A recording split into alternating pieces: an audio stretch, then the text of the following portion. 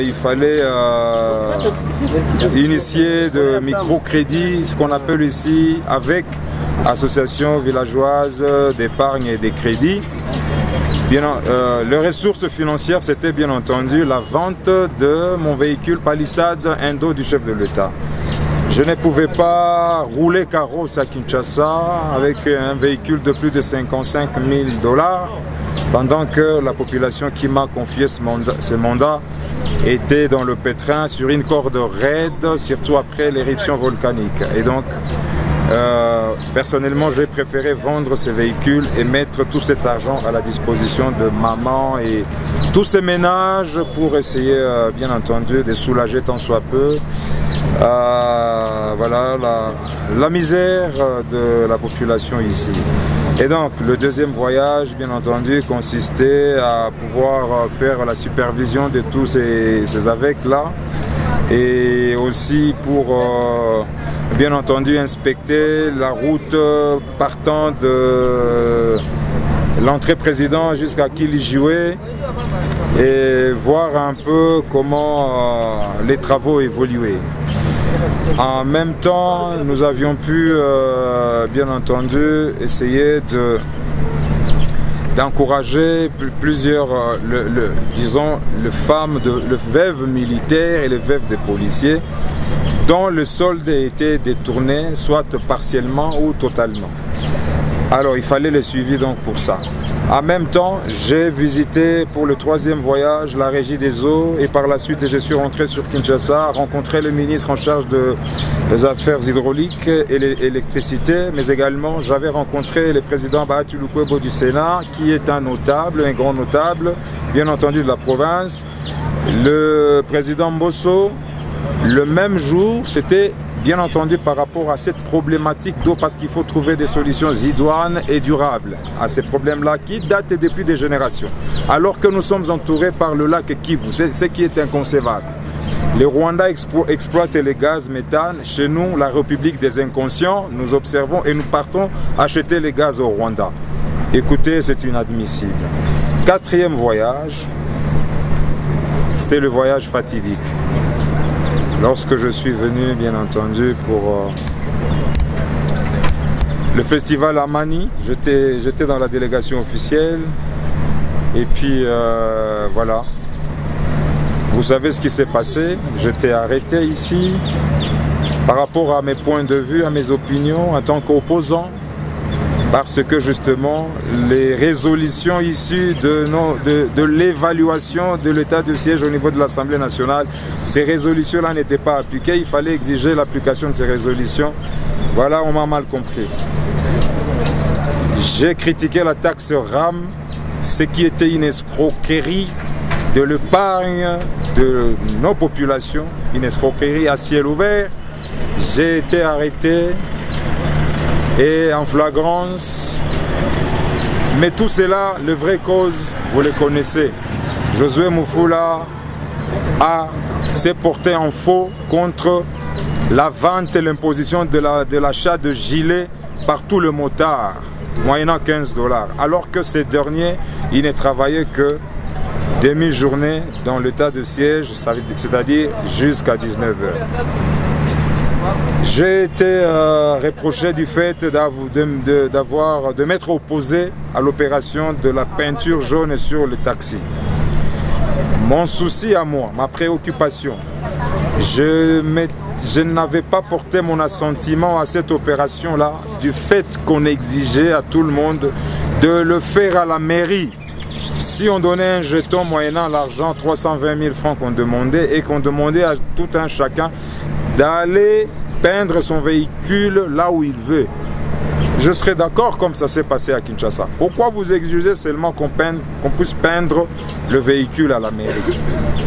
Vous êtes venu pour l'argent ou vous êtes venu pour l'état de siège? Et on va même tuer un cambiste devant la mairie à 50 mètres. Écoutez, moi je ne comprends rien là. Hein? Et puis enfin, l'affaire Prémidis, et je porte plainte, et puis ben voilà. Mais je venais de la retirer, non? Je viens de retirer la plainte contre Prémédis. Je rappelle tout d'abord que c'était une plainte introduite contre Prémédis et consorts. Donc si je retire la plainte des Prémédis, cela ne veut pas dire que l'action s'arrête là. Les consorts, là, je continue avec eux. On doit les dénicher, tous les fabricants locaux ici, parce que nous savons maintenant, d'après les investigations que j'ai faites, beaucoup de ces produits proviennent de l'Ouganda. Et ça entre frauduleusement à Goma dans l'affairisme militaire. Ce sont les officiers qui font entrer ces produits ici. Et curieusement, on va attribuer ça à Prémédis. Mais, vous savez, l'erreur est humaine. Et lorsque vous vous rendez compte que vous êtes dans l'erreur, pourquoi vous devez demeurer dans l'erreur? Mais non, demeurer dans l'erreur, c'est une idiotie. C'est l'imbécilité, en fait. Et alors, j'ai retiré ma plainte.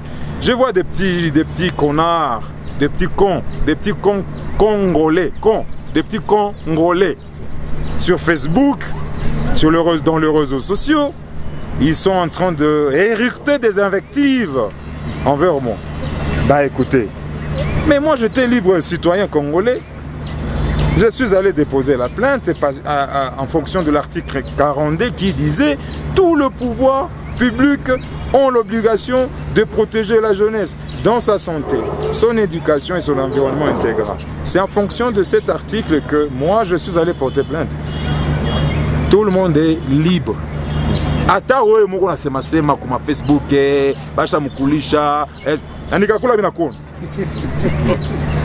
uko libre na wewe akwenda ingiza ile plainte, na kama hauna nguvu ambia baba yako aende ingiza, iko na libre. Moi je me rends compte que j'étais dans l'erreur, et d'ailleurs je n'étais pas au courant de toutes les grandes œuvres que Prémédis faisait ici. L'université La Sapiens, l'université catholique, 400 000 $ de contribution de Prémédis. De ponts, je ne sais pas quoi, plus de 200 élèves pris en charge des œuvres de jeunes désœuvrés, de jeunes qui n'ont pas assez de moyens. De projets des écoles, machin et tout ça. Et alors, combien d'employés sont là-bas? Bah, si la société est fermée, on va dire quoi? Mon Foulaïr a envoyé au chômage de milliers de personnes. Soyons raisonnables.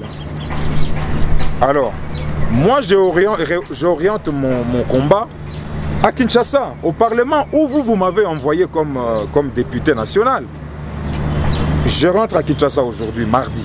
Demain, si pas demain, jeudi, je dépose une question orale avec débat. J'attaque le ministre du Commerce extérieur et par ricochet, le DG de l'OCC et celui de la DGDA. Qu'on nous dise comment ces produits ougandais qui détruisent l'avenir de la jeunesse arrivent à Goma ici. Avec teneur plus de 45% au-delà même de ce que la loi prévoit. Deuxième démarche, j'avais déjà commencé à rédiger la loi pour réglementer cette matière-là, cette question-là, des boissons frélatées, fortement alcoolisées. Et donc ce n'est pas ça mon travail de légiférer, ce n'est pas ça mon rôle en tant que parlementaire d'interpeller le gouvernement, mais ce sont mes deux rôles, et le troisième rôle, c'est le rôle de la représentation. Je ne vous représente pas.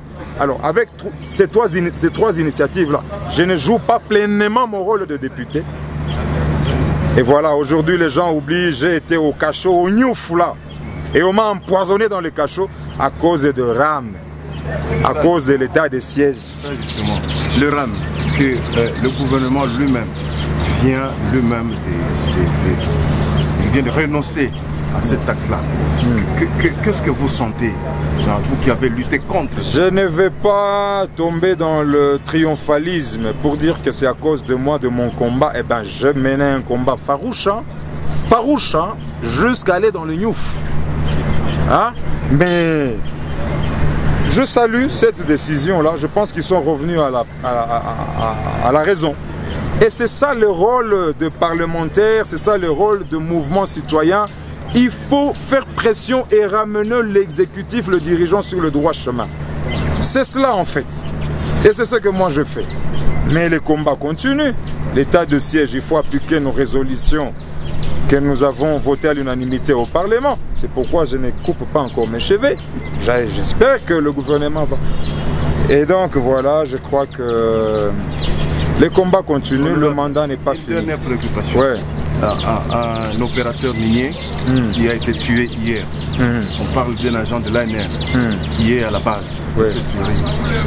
Qu'est-ce que vous en pensez? Mais le général Mayele disait que lorsque l'insécurité persiste, ça veut dire que tous les services de sécurité sont des connivences. Mais le général Mayele l'avait déjà dit, non? Et qu'est-ce qui va vous étonner? Nous avons toujours recommandé qu'on puisse recycler les agents de services de sécurité. De former une police professionnelle. Où est-ce que vous avez vu dans le monde quelqu'un qui vient et qui vous sort la carte et il vous dit ANR? Et ils sont pleins même à Kinshasa pour entrer dans un transport en commun, ils intimident les chauffeurs ANR. Ça existe où? Il faut former les... Écoutez, les tueries sont chaque jour à Goma, ici. Hein. Les autorités de l'état de siège, ils cherchent l'argent. Ils s'en foutent du reste. Et quand je veux dire ça encore, on va me mettre au cachot. Nishaku Fazamani.